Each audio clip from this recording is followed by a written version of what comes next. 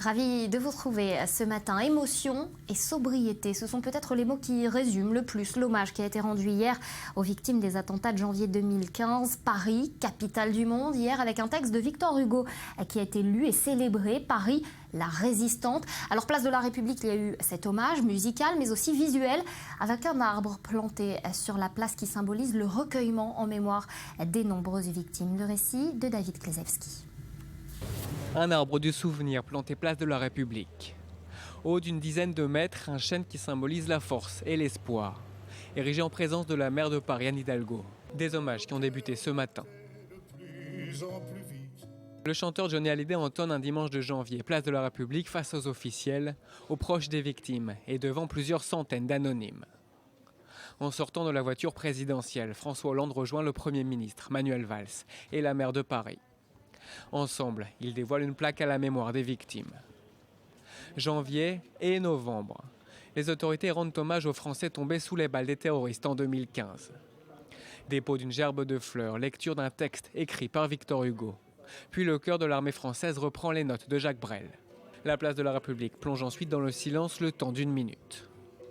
Une cérémonie sobre et solennelle, sans discours politique, face à des Parisiens émus mais moins nombreux que prévu. Puis le président se recueille auprès des familles des victimes. Il prend ensuite la direction de la Grande Mosquée de Paris. Visite surprise avec des responsables religieux musulmans. Une journée qui marque la fin d'une semaine d'hommage. La France a connu en 2015 les pires attentats de son histoire. Voilà donc pour le point sur les journées d'hier. Notez également ce nouveau sondage. Près de 3/4 des Français s'approprient la phrase devenue symbole des attentats de janvier. Je suis Charlie. Un peu plus d'un cinquième affirme n'être pas Charlie. Allez, on prend la direction de Paris à présent. 11 janvier 2016, on y retrouve Christian Mallard. Bonjour Christian. Alors, il reste quoi de cette marche républicaine du 11 janvier 2015 ? Écoutez, j'ai envie de vous dire, que reste-t-il de ce dimanche de janvier? Je crois qu'aujourd'hui, il y a de plus en plus un grand décalage entre ce que j'appellerais l'officiel, le gouvernement, et puis le peuple qui reste solidaire, certes, mais qui en a peut-être aussi assez aujourd'hui de tous ces discours de la classe politique après une semaine de commémoration. Alors c'est vrai, vous le disiez tout à l'heure, hier on a fait référence au passé, révolutionnaire, unitaire, à travers Jean-Baptiste Clément, Victor Hugo, mais j'entends aujourd'hui beaucoup d'observateurs politiques qui disent si aujourd'hui il y a une certaine droite qui commence à courir après le Front National, qui veut s'arroger la propriété, si vous voulez, aujourd'hui du patriotisme, eh bien la gauche, disent-ils, la gauche, qui est mal en point, à 16 mois de l'élection présidentielle, essaye de récupérer un patriotisme issu des attentats. Alors c'est vrai, patriotisme, unité, tout ça c'est bien, mais que disent les sondages aujourd'hui? Les sondages disent qu'ils ne veulent plus de François Hollande et de Nicolas Sarkozy. Alors le sursaut républicain, on le sait, est une arme de récupération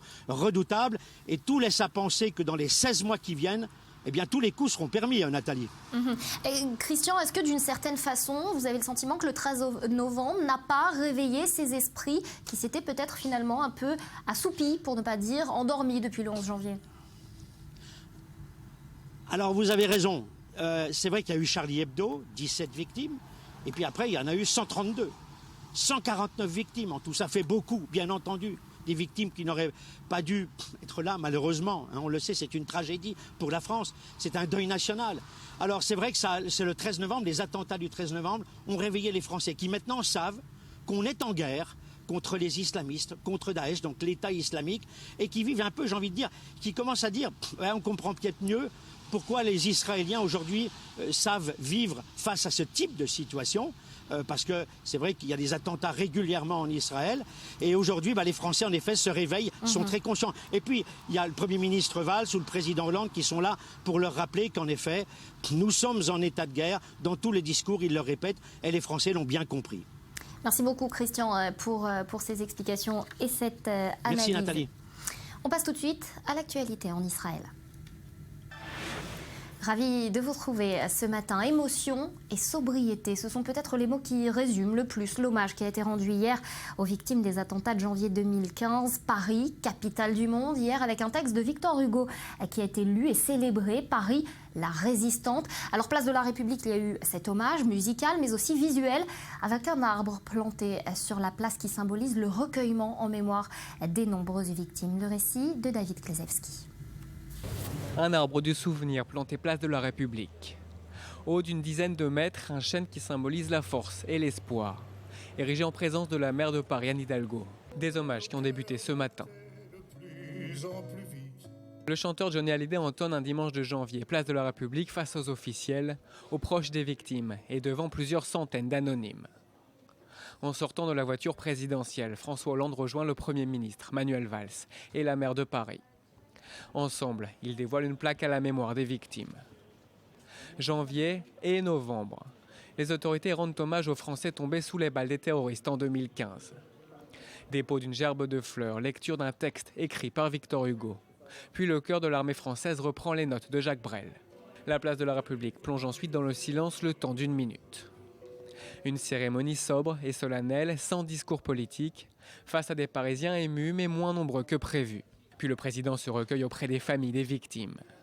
Il prend ensuite la direction de la Grande Mosquée de Paris.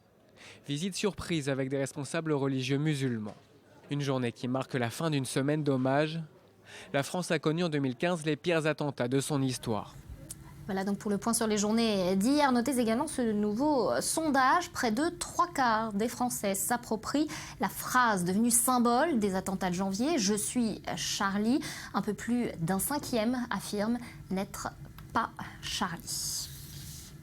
Allez, on prend la direction de Paris à présent. 11 janvier 2016, on y retrouve Christian Malard. Bonjour Christian. Alors, il reste quoi de cette marche républicaine du 11 janvier 2015 ?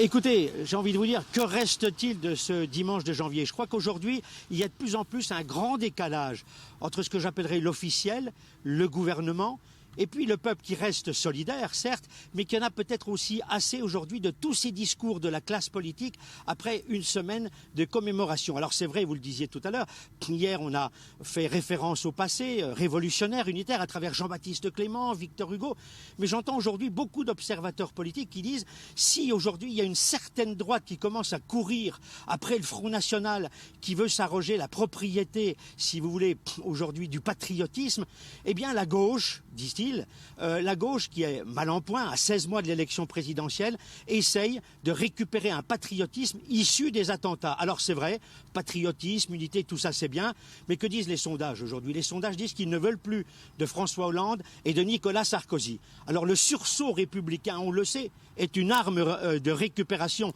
redoutable et tout laisse à penser que dans les 16 mois qui viennent, eh bien, tous les coups seront permis, Nathalie. Et Christian, est-ce que d'une certaine façon, vous avez le sentiment que le 13 novembre n'a pas réveillé ces esprits qui s'étaient peut-être finalement un peu assoupis, pour ne pas dire endormis depuis le 11 janvier? Alors, vous avez raison. C'est vrai qu'il y a eu Charlie Hebdo, 17 victimes, et puis après, il y en a eu 132. 149 victimes en tout, ça fait beaucoup, bien entendu. Des victimes qui n'auraient pas dû être là, malheureusement. On le sait, c'est une tragédie pour la France. C'est un deuil national. Alors, c'est vrai que c'est le 13 novembre, les attentats du 13 novembre ont réveillé les Français qui maintenant savent qu'on est en guerre contre les islamistes, contre Daesh, donc l'État islamique, et qui vivent un peu, j'ai envie de dire, qui commencent à dire, on comprend peut-être mieux pourquoi les Israéliens aujourd'hui savent vivre face à ce type de situation. Parce que c'est vrai qu'il y a des attentats régulièrement en Israël. Et aujourd'hui, les Français, en effet, se réveillent, sont très conscients. Et puis, il y a le Premier ministre Valls ou le Président Hollande qui sont là pour leur rappeler qu'en effet, nous sommes en état de guerre. Dans tous les discours, ils le répètent et les Français l'ont bien compris. Merci beaucoup, Christian, pour ces explications et cette analyse. Merci, Nathalie. On passe tout de suite à l'actualité en Israël.